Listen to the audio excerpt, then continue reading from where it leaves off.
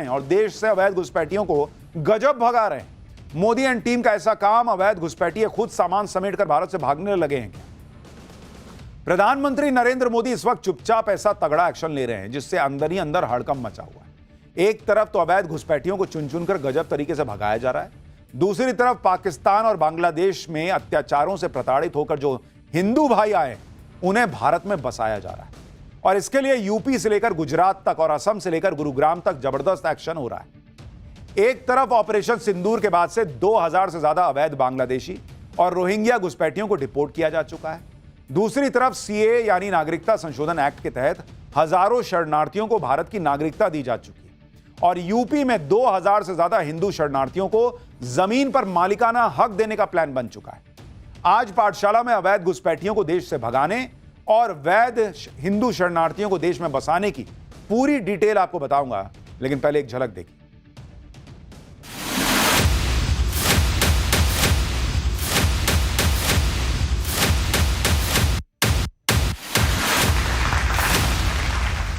जमालपुर से है, बांग्लादेश में आया था।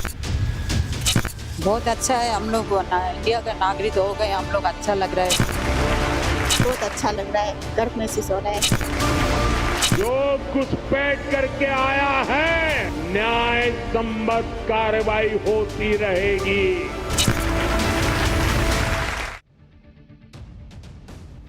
अवैध बांग्लादेशियों के खिलाफ कितना तगड़ा एक्शन हो रहा है उसकी तस्वीरें पहले आपको दिखाता हूं। असम के बोंगाई गांव में पुलिस ने रेलवे स्टेशन पर अवैध बांग्लादेशियों की धरपकड़ के लिए अभियान चला दिया और अवैध तरीके से भारत पहुंचे 8 बांग्लादेशी नागरिकों को गिरफ्तार किया। पुलिस के अभियान से रेलवे स्टेशन में अफरा तफरी मच गई और पकड़े जाने के डर से कई संदिग्ध सामान लेकर रेलवे स्टेशन से बाहर की तरफ निकलते दिखाई दिए। पुलिस की गिरफ्त में आए एक घुसपैठिए ने खुद बताया कि वो कैसे बांग्लादेश के जमालपुर से भारत पहुंचा है। सुनिए आप। जमालपुर से है, बांग्लादेश में आया था। बांग्लादेश से इधर आया था या बांग्लादेश जा रहा था? बांग्लादेश से आया था। बांग्लादेश जा रहा था? नहीं आया था। कौन सा ट्रेन से? ट्रेन में नहीं है, वो कार पे आया था। कार पे? बांग्लादेश से मेघालय के घुसा? हाँ। कहाँ से घुसा? वो पता नहीं है वो कहाँ से। वो सिक्योरिटी नहीं था? असम के मुख्यमंत्री हिमंत बिस्वा शर्मा कई बार साफ कर चुके हैं कि उन्होंने असम की जमीन का एक इंच हिस्सा अवैध बांग्लादेशियों से खाली कराने का संकल्प ले रखा है।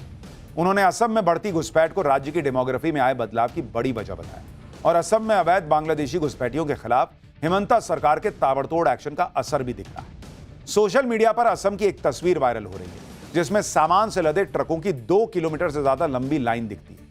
दावा यह किया जा रहा है इस वायरल वीडियो को लेकर कि यह अवैध बांग्लादेशियों का सामान है जो हिमंता सरकार के एक्शन से घबराकर खुद ही भाग रहे हैं। असम ही नहीं, देश के दूसरे राज्यों में भी अवैध बांग्लादेशी और रोहिंग्याओं के खिलाफ अभियान चलाया जा रहा है। अब तस्वीरें दिल्ली के पास हरियाणा के गुरुग्राम की, जहां 15 अगस्त से पहले सुरक्षा को देखते हुए संदिग्ध बांग्लादेशियों की पहचान के लिए स्पेशल ड्राइव चलाई जा रही है। इस दौरान पहचान के फर्जी दस्तावेज मिलने पर संदिग्धों को जांच पूरी होने तक डिटेंशन सेंटर भेजा जा रहा है, जिसके लिए गुरुग्राम में 4 डिटेंशन सेंटर बनाए गए। गुरुग्राम पुलिस के मुताबिक स्पेशल ड्राइव में अब तक 400 से ज्यादा संदिग्धों की जांच की जा चुकी है और 8 अवैध बांग्लादेशियों की पहचान हो भी गई है, जिन्हें डिपोर्ट करने की तैयारी शुरू हो गई है। हरियाणा के सीएम नायब सिंह सैनी ने साफ कर दिया है कि जो लोग अवैध तरीके से घुसपैठ करके आए हैं उन्हें वापस अपने देश जाना पड़ेगा। हरियाणा के सीएम को एक बार सुनिए, फिर आपको गुरुग्राम में चल रही स्पेशल ड्राइव पर बंगाल की सीएम ममता बनर्जी ने क्या कह दिया है वो दिखाता हूं। नहीं, देखिए, जो बाहर से आए हुए इस प्रकार के लोग हैं उनको वापस भेजने का काम हम कर रहे हैं। मैंने पहले भी ये बात कही थी, पीछे भी हमने इस बात को कहा था कि जो लोग बाहर से आकर के यहाँ पर रुके हुए हैं उन्हें वापस अपने देश जाना पड़ेगा। प्रधानमंत्री मोदी देश को सिक्योर करने के लिए अवैध बांग्लादेशियों और रोहिंग्याओं के खिलाफ ताबड़तोड़ एक्शन ले तो राजनीति भी होने लगी। पश्चिम बंगाल की मुख्यमंत्री ममता बनर्जी इस मुद्दे पर बीजेपी को घेर रही हैं। ममता बनर्जी ने अगले साल बंगाल में होने वाले विधानसभा चुनाव में इसे बड़ा मुद्दा बनाने की तैयारी कर ली। गुरुग्राम में अवैध बांग्लादेशियों की धरपकड़ के लिए अभियान तेज हुआ तो उधर ममता बनर्जी ने ट्वीट किया कि हरियाणा के गुरुग्राम में पश्चिम बंगाल के विभिन्न जिलों से आए हमारे बंगाली भाषी लोगों को हिरासत में लिए जाने और उन पर अत्याचार की लगातार खबरें मिल रही। अन्य राज्यों से भी अलग से और लगातार खबरें आई हैं कि पश्चिम बंगाल के नागरिकों को सभी उचित दस्तावेजों के साथ सीधे बांग्लादेश अवैध रूप से धकेला जा रहा है। इन राज्यों में पश्चिम बंगाल के असहाय गरीब बंगाली कामगारों पर अत्याचार हो रहे हैं और यातनाएं दी जा रही हैं। भारत में बंगालियों पर दोहरी इंजन वाली सरकारों के इन भयानक अत्याचारों को देखकर मैं स्तब्ध हूं। आप क्या साबित करना चाहते हैं? ये नृशंस और भयानक है। हम इसे बर्दाश्त नहीं करेंगे। इस भाषाई आतंक को रोकें। ममता बनर्जी कह रही हैं कि भारत के जो बंगाली हैं उनको बांग्लादेश में धकेल दिया जा रहा है। अब बांग्लादेश धकेलने दे रहा है कि भारत के बंगाली जो हैं वो वहां जाके रहेंगे। भाई उसको भी दिख रहा होगा ना कि ये बांग्लादेश का नागरिक है, तभी तो वो उधर जाने दे रहा है। भारत ने धक्का दिया, क्या चल रहा है? वो रस्सी खींचने की प्रतियोगिता चल रही है, इधर से धक्का देकर उधर कर दिया। ममता बनर्जी भले ही पीएम मोदी के अवैध बांग्लादेशी घुसपैठियों के खिलाफ एक्शन को लेकर नैरेटिव सेट कर रही है, लेकिन पीएम मोदी पिछले दिनों बंगाल दौरे में एक बार फिर यह क्लियर कर चुके हैं कि जो घुसपैठ करके आया है उस पर कार्रवाई तो होके रहेगी। पीएम मोदी का यह बयान बड़ा वायरल भी हुआ, लेकिन एक बार उसको फिर से सुनिए। और यूपी के सीएम योगी अवैध बांग्लादेशियों के खिलाफ बुलडोजर एक्शन के बीच हिंदू शरणार्थियों को क्या तोहफा देने जा रहे हैं, इसके बाद वो बता। जो भारत का नागरिक नहीं है, फिर से सुन लीजिए, जो भारत का नागरिक नहीं है, जो घुसपैठ करके आया है, उसके साथ भारत के संविधान के तहत न्याय संबद्ध कार्रवाई होती रहेगी। यूपी में भी अवैध बांग्लादेशियों और रोहिंग्याओं की धरपकड़ का अभियान तेजी से चल रहा है। घुसपैठियों की अवैध इमारतों पर नॉन स्टॉप बुलडोजर एक्शन हो रहा है, लेकिन दूसरी तरफ योगी सरकार ने बांग्लादेश से आए शरणार्थियों को बड़ी राहत देने का प्लान भी मंजूर कर दिया है।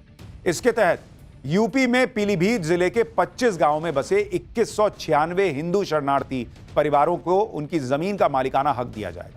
इसके लिए सीएम योगी आदित्यनाथ ने निर्देश जारी कर दिए हैं और जरूरी कागजों की जांच के बाद इन शरणार्थियों की 60 साल से ज्यादा पुरानी मांग पूरी होने वाली है, क्योंकि ये शरणार्थी अब उस जमीन के मालिक हो जाएंगे जिस पर वो रह रहे हैं, खेती कर रहे हैं। इन परिवारों को साल 1960 के दशक में सरकार ने रहने और खेती के लिए जमीन आवंटित की थी, लेकिन उन्हें कभी कानूनी तौर पर जमीन का मालिकाना हक नहीं मिल पाया। ये वो हिंदू शरणार्थी हैं जिन्हें 1960 से 1975 के बीच पहले पूर्वी पाकिस्तान और फिर अलग अलग देश बने बांग्लादेश में हो रहे अत्याचारों की वजह से भारत में शरण लेनी पड़ी। पीएम मोदी उन लोगों को देश से बाहर कर रहे हैं, उनका सफाया कर रहे हैं जो देश की सुरक्षा के लिए खतरा है, और उन लोगों को देश की नागरिकता भी दिला रहे हैं जो अपनी सुरक्षा के लिए पाकिस्तान या बांग्लादेश जैसे देशों को छोड़कर भारत की शरण में आए। अब गुजरात में ही देखिए, एक तरफ अप्रैल और मई के महीने में अहमदाबाद में मिनी बांग्लादेश कहे जाने वाले इलाके को 1, 2 या 3 नहीं बल्कि 70 बुलडोजर की मदद से समतल कर दिया गया। इस इलाके में अवैध बांग्लादेशियों का अवैध ठिकाना बन चुके 1000 से ज्यादा घरों को जमींदोज किया गया। इस एक्शन का असर यह हुआ कि अवैध बांग्लादेशियों ने खुद ही बोरिया बिस्तर समेटा और गुजरात से निकलने में ही अपनी भलाई समझी। इसी गुजरात की एक तस्वीर और देखी। आज राजकोट में गुजरात के गृहमंत्री हर्ष सांघवी ने बांग्लादेश और पाकिस्तान से आए 185 हिंदू शरणार्थियों को भारत की नागरिकता के सर्टिफिकेट बांटे। इन सभी लोगों को CAA यानी नागरिकता संशोधन एक्ट के तहत भारत की नागरिकता मिली है, जिसे पीएम मोदी ने तमाम विरोधों के बाद भी संसद से पास कराया। सुनिए कि भारत की नागरिकता मिलने पर सालों से इसका इंतजार कर रहे हिंदू शरणार्थियों ने क्या कहा और कैसे गुजरात के गृह मंत्री ने इसके लिए पीएम मोदी का आभार जताया। बहुत अच्छा है, हम लोग इंडिया का नागरिक हो गए, हम लोग अच्छा लग रहा है। और यहाँ 2010 में आई हूँ, 15 साल हो गए हमको, बहुत अच्छा लग रहा है, गर्व महसूस हो रहा है। यहाँ पर मुझे मेरे बच्चों का भविष्य अच्छा लग रहा है और मुझे लगता है कि मेरे बच्चों का भविष्य आगे बढ़ेगा और जो सुविधा सबके बच्चों को मिलती है मेरे बच्चों को मिलेगी। पाकिस्तान से अपनी सुरक्षा के लिए भारत में आए हुए 185 लोगों को भारतीय नागरिकता दी गई है। मैं देश के प्रधानमंत्री श्री नरेंद्र भाई मोदी जी का बहुत बहुत आभार मानता हूं, जिन्होंने CAA कानून लाने के माध्यम से आज ऐसे हजारों हिंदू, सिख, ईसाई, बौद्ध, जैन जो पाकिस्तान, बांग्लादेश और अफगानिस्तान से खासतौर पे भारत आए हुए इन सभी लोगों को CAA के माध्यम से उनको नागरिकता मिल रही है। यानी एक तरफ अवैध नागरिक देश से भगाए जा रहे हैं और पाकिस्तान और बांग्लादेश में जो हिंदू थे जिन्हें प्रताड़ित किया गया, जो भारत में शरण लिए हुए थे, उन्हें भारत की नागरिकता दी जा रही है। गाजियाबाद में डिलीवरी बॉय बनकर आए 2 बदमाशों ने एक ज्वेलरी शॉप में घुसकर दिन दहाड़े लूट को अंजाम दे दिया। यह पूरी घटना CCTV कैमरे में रिकॉर्ड हुई है, जिसमें दिख रहा है कि दोनों हथियारबंद लुटेरों ने स्विगी और ब्लिंकिट की ड्रेस पहनी हुई और चेहरा छिपाने के लिए हेलमेट पहना हुआ। सिर्फ 6 मिनट में करीब करोड़ों रुपए के गहने लेकर ये बदमाश फरार भी हो गए।